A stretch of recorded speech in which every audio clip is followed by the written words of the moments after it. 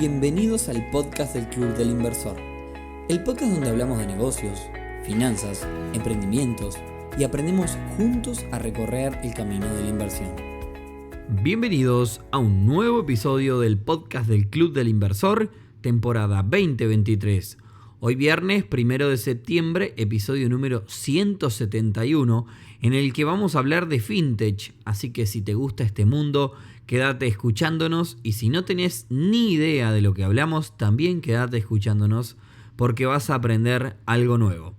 Pero antes de arrancar, y por si es la primera vez que escuchás este podcast, mi nombre es Nicolás y junto a mi socio Rodrigo llevamos adelante una comunidad de pares alrededor de las inversiones para que puedas aprender, consultar referencias y encontrar gente en la misma sintonía. Así que, como siempre decimos, si querés saber más, te esperamos en clubdelinversor.uy. Bueno, y ahora sí, vamos al tema del día de hoy. Como siempre, comencemos por contar de qué se trata esto de una fintech. El término fintech procede de las palabras inglés finance and technology y hace referencia a todas aquellas actividades que impliquen el empleo de la innovación y desarrollos tecnológicos a la hora de diseñar, a la hora de presentar una oferta y a la hora de presentar productos y servicios financieros. ¿Quiénes son realmente una fintech? Bueno, son empresas que desarrollan entidades financieras ya establecidas como nuevas empresas que actúan en algún punto de la cadena de valor del sector financiero con tecnología. Básicamente eso engloba a todas las fintech. ¿Y qué productos y servicios podemos llegar a encontrar en este tipo de empresas? Bueno, encuentran asesoramiento y gestión patrimonial automatizados, por ejemplo, servicios que ayudan a mejorar las finanzas personales, la gestión de las finanzas personales, financiación participativa entre muchas personas, o financiación colectiva, crowdfunding. Después podemos encontrar también servicios de pago mediante dispositivos móviles o electrónicos, o quizás la tokenización de activos, bueno, entre otros tipos de productos fintech que podemos llegar a encontrar. Otra pregunta que quizás nos puede servir para aclarar un poco el panorama es ¿en qué se diferencia una empresa tradicional, sobre todo de servicios financieros, que es donde el rubro que estamos hablando hoy, con una fintech? Bueno, de alguna forma las fintech son una versión moderna de empresa que utiliza la tecnología para los servicios financieros, pero tiene la tecnología como pilar. Es decir, no estamos hablando de una empresa que solamente tiene una web, no, sino que todo pasa en función de la tecnología. Básicamente, una gran diferencia que tiene con las empresas tradicionales es que todo se hace en línea o a través de una aplicación. No hay una sucursal física. Y después otra diferencia es que las fintech van al ritmo de lo que es una startup. Crece al volumen de una startup, se reinvierte todo y busca valorizarse lo más rápido posible. Eso es a diferencia de una empresa tradicional que va por otro camino. ¿En qué se parecen? Bueno, quizás ofrecen servicios parecidos, similares o iguales, pero la realidad es que lo ofrecen de diferente forma, y la fintech, al centrarse en la innovación, generan también lo que es la reducción de costos. Utilizan menos recursos humanos y son más eficientes. Se basan también la fintech en lo que es la experiencia de usuario, que para el usuario sea, digamos, una experiencia más que un servicio. Ahora bien, puede que también encontremos productos en el mercado que tengan un poco y un poco, digamos, un híbrido, un poco de fintech y un poco de lo de tradicional. Cuando una empresa se aleja, digamos, del modelo fintech, cuando se aleja del modelo startup, en donde todo se reinvierte y se adaptan nuevas tecnologías y cambios de una forma acelerada. O sea, si vamos en contra de esa idea, nos alejamos del mundo fintech. Y por otra parte, también una empresa se aleja del mundo fintech cuando comienza a generar una operativa offline. Cuando la empresa empieza a invertir y genera productos con atención física, cuando hay se aleja del modelo online, deja de ser una startup, deja de ser una fintech, para empezar a parecerse más a una empresa tradicional, que no quiere decir que esté mal ni bien, reitero, son dos enfoques totalmente diferentes. Ahora bien, quizá podríamos preguntarnos, bueno, ¿qué ganamos con esto? Bueno, las empresas fintech, al trabajar 100% con tecnología, como decía, reducen los costos y simplifican los procedimientos, mejorando de alguna forma la eficiencia de los servicios financieros. Esto favorece la inclusión financiera y el acceso al crédito para pequeñas y medianas empresas, porque al mejorar costos podemos ofrecer productos más en cuenta para este sector. Así que bueno, ahora que sabemos en qué consiste, vamos a meternos un poco en el panorama fintech en Uruguay y en la región. Antes de seguir, para el que le interese profundizar, hay una publicación de CEPAL, que es una división de las Naciones Unidas muy interesante llamada Panorama Fintech, que habla básicamente con profundidad del sector. Y allí se comenta, por ejemplo, que en el año 2019 el sector fintech en Uruguay estaba compuesto por 63 empresas que operan en diferentes segmentos, diferentes nichos dentro del mundo fintech. El segmento más importante es el de las empresas que desarrollan productos tecnológicos específicos para instituciones financieras. Es casi un cuarto de todo el mundo fintech. En segundo lugar, podemos encontrar empresas que otorgan préstamos de forma electrónica, con él también casi un cuarto, o sea que la mitad del mundo fintech va entre esos dos rubros. Después un 21% de empresas de pagos y remesas, y bueno, el restante en otros segmentos más pequeños. Ahora bien, muchos ya lo saben, pero por si no saben, junto a Rodri, mi socio, somos parte de una fintech llamada Crowder, que en muy breve va a comenzar a operar. Así que hablemos un poco del marco legal. En materia regulatoria, el Banco Central en noviembre de 2018 reguló, por ejemplo, las empresas, la fintech, que hacían préstamos entre personas y personas. ¿Qué pasó? En aquella regulación no resultó demasiado positivo para estas empresas, ya que el marco legal, estableció tantas limitaciones que terminó al final del día por matar a estas startups que estaban en aquel proceso de facilitar el servicio de préstamos entre personas.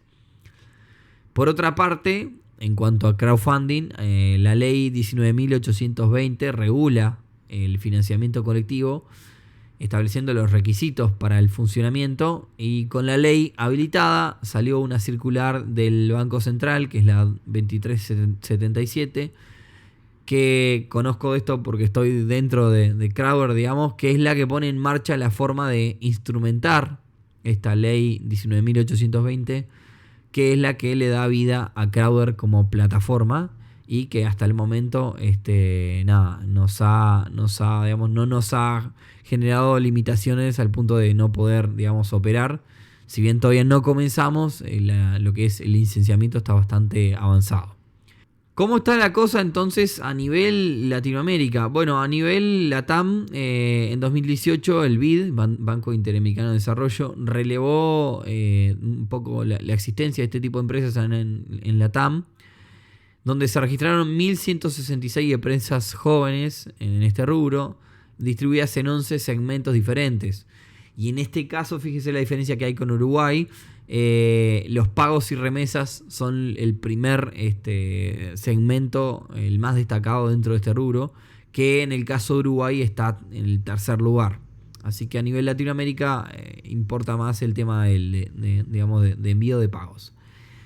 Volviendo a Uruguay, el crecimiento es tal que desde 2017 existe la CUF, o Cámara Uruguaya de Fintech, que bueno, si entran a su web, un poco lo que cuenta es que nuclean startups que emprenden en este ecosistema fintech, y la idea es dinamizar la atmósfera de aquellas empresas que trabajan en el sector financiero y fomentar el crecimiento de estas empresas. Puntualmente, en la página de ellos, lo que dice que hacen es promover la innovación, crear un entorno favorable para la creación de emprendimientos en el sector, aumentar la visibilidad de Uruguay en el mercado fintech, promover el open banking y ser una fuente activa para la creación de redes y alianzas. Ahora, lo más interesante de esto, armando este episodio, es chusmear quiénes son los socios, cuáles son las empresas fintech de Uruguay. Y si miramos, hay muchos de ellos que son mecanismos que ya han pasado por el club. Está la gente de Ripio, la gente de Mi Finanzas, la gente de Vendo Mi Juicio, está Paganza, Cryptala, Uibit. Estamos nosotros, cuando digo nosotros no es el Club del Inversor, sino Crowder. Bueno, hay un montón. Espero que nadie se me enoje, pero bueno, busquen fintech.org.uy y allí van a encontrar todos los detalles. Y ya que hablo de la Cámara Uruguaya de Fintech, tengo que hablar de un evento que se va a estar realizando el 14 de septiembre. Esto es un chivo no solicitado, pero bueno, vamos a estar por allí, así que ya lo cuento. Es un evento muy interesante, sobre todo para quien se quiera meter en este mundo. El evento se llama Fintech South Hub y es un encuentro regional que reúne a los protagonistas del sector fintech. Está organizado por Fundación Da Vinci y la Cámara Uruguaya de Fintech.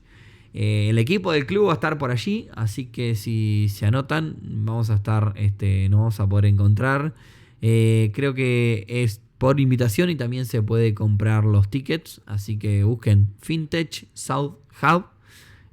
South se escribe SOUTH por las dudas. Y nada, nos vemos por allí. Y volviendo entonces al corazón de la fintech y viendo un poco los desafíos que hay atrás de este mundo y de las empresas que participan en esto. El primer desafío que tienen estas empresas, a diferencia de las empresas tradicionales, es lo que tiene que ver con la exposición a ataques cibernéticos. Requiere una gestión activa de este riesgo porque es parte del núcleo de estas empresas. La seguridad es la clave para que todo esto no se caiga. Otro desafío, y que tiene que ver con el punto anterior también, es la protección de datos personales. Así como las fintechs se exponen, digamos, al operar en línea, también están exponiendo los datos de sus clientes, ¿bien? Y algo que también en Uruguay se ha hablado y que va en el camino de impulsar la ruta fintech es la creación de, por ejemplo, el cheque digital. Eso también es algo que va a cambiar la forma de hacer pagos con cheques. Estuve investigando sobre este tema. La ley 20.038 en 2022 aprobó la creación del cheque digital. Sin embargo, para ser sincero, no sé cuál ha sido el avance, ya que yo no he visto todavía el cheque digital. Desconozco si la operativa va a ser igualmente que la tradicional. Pero es algo que sin dudas va a generar un cambio en los negocios y en la operativa de algunos comerciantes que utilizan este medio de pago. Otro de los cambios que se puede venir, y ya esto es bastante más acá en el tiempo de este mismo año, y atentos que puede ser un cambio radical, es el sistema de pagos PIX, que es un sistema que está investigando el Banco Central. Es un sistema que anduvo muy bien en Brasil y que, bueno, podría a partir del año que viene comenzar a probarse. Este sistema, por si no conocen, básicamente permite girar entre personas solamente con un número de celular. Y si están atentos, es algo que, por ejemplo, Banco Itaú ya está comenzando a implementar. En realidad, en Banco Itaú, si vos tenés una cuenta, la podés asociar a tu celular y alguien te puede asociar, digamos, escribir tu número de celular y te está girando a la cuenta Itaú. Bien. En el caso de Pix en Brasil funciona con una aplicación y lo que busca y lo que gana es inclusión financiera. Digamos, facilitar la operativa a mucha gente que está por fuera de esto. Como ven, entonces Uruguay ha avanzado bastante al punto de que cada vez son más los proyectos fintech que se largan al mercado, lo que a su vez, como decíamos anteriormente, nos posiciona muy bien en la región y en el mundo.